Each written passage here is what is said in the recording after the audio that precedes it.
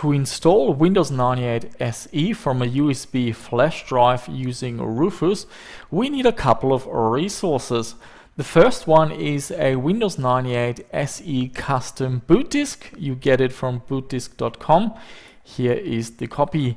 I will put all the links and resources down below in the video description. Next, we need a copy of Windows 98 SE. Grab the OEM version, and the license keys are on this side here. Download it from WinWorld. This is the file right there. Then you can go to our Phil's Computer Lab website and download a Windows 98 USB storage driver. This will help later when you have Windows 98 up and running to install drivers from a USB. We need the latest copy of Rufus. I downloaded the portable version. It is right here. And then we also need 7-zip in order to extract a few files. We will create 2 USB flash drives. The first one is a boot floppy to partition and format the hard drive of our retro PC and make it bootable. And the second one will have FreeDOS on it with the Windows 98 installation files. So we begin by right-clicking on our boot floppy image creator, 7-zip, extract here, and to the confirmation we say no. If we say yes, this image file will end up being empty. So this is our floppy image. We now need to write this onto a USB using Rufus. So we launch it. I have a flash drive installed. Press select. We are in the correct folder. Change this option to all files. Here's the image file. Open and press start, and then OK. And close it. I'm now ejecting this USB and I'm inserting another one.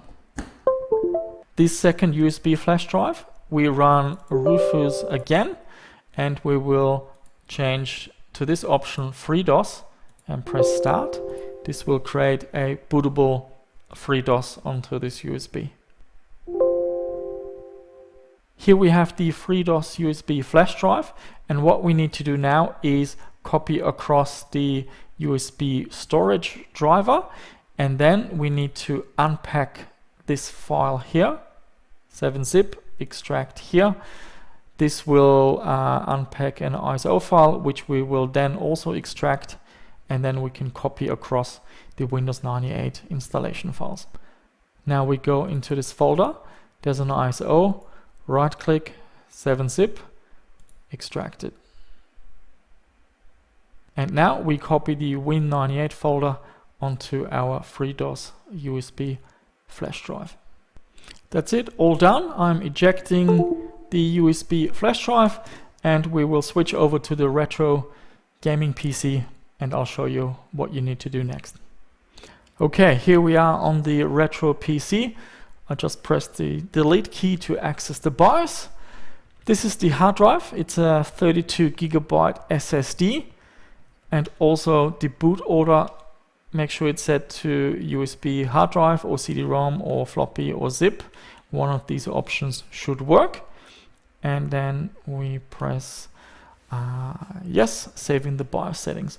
So the USB flash drive is inserted. This is the one that has the Windows 98 SE custom boot floppy. We can see at the top under USB storage device the flash drive showing up. On this floppy we have all the tools we need. F-disk is very important. This allows us to partition our drive. I've already done this. We have a 32 GB FAT32 partition, so I'm not going to create a new one. Just press escape, and the next utility we need is called format. We will format our hard drive with the /s command, which will copy over the system files so that the hard drive becomes bootable.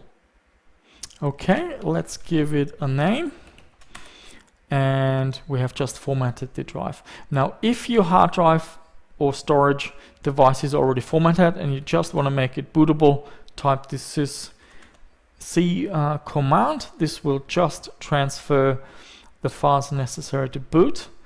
And there's another command I want to show you, fdisk/mbr.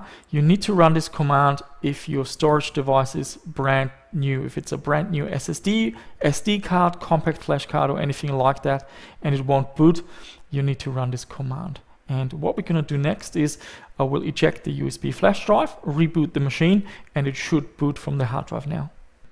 And there you go, the machine booted just fine. I will shut it down and put in the second USB flash drive, the one with FreeDOS and the Windows 98 SE setup files. So while this machine is booting FreeDOS, there are actually other ways you can do this. You could eject the storage device on your retro PC and use a USB adapter and copy it across that way, or run a live CD, a Linux or Windows, for example.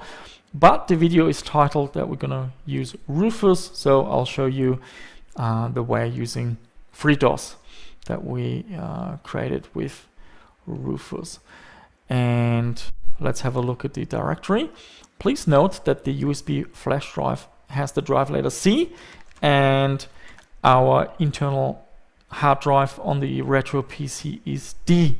So I'll create a folder here. And what we're gonna do, we're gonna copy the USB storage driver first.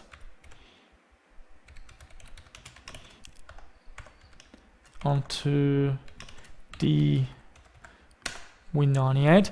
And on this machine, the copy speed is actually really slow, and that has to do with BIOS implementation.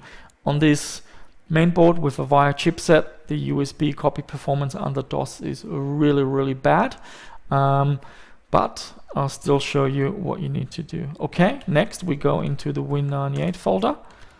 These are all the setup files, and now all we do is we copy everything onto D/Win98. And that's it, all the Windows 98 installation files have been copied across.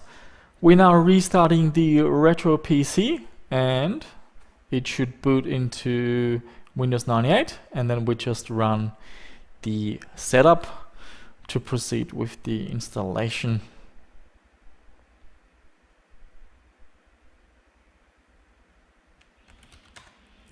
There we go, go into Win98, it should have all the files, and we just run setup.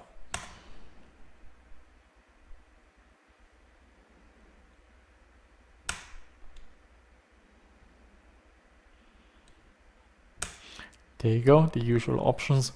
And yeah, that's pretty much it. So just to summarize,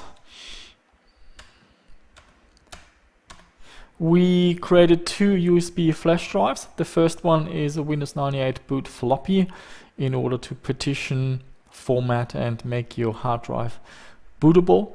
And then we created a second flash drive using FreeDOS, and we copied the Windows 98 installation files across and then onto our retro gaming PC. So two-step process, but for both of them we only had to use Rufus, so fairly straightforward.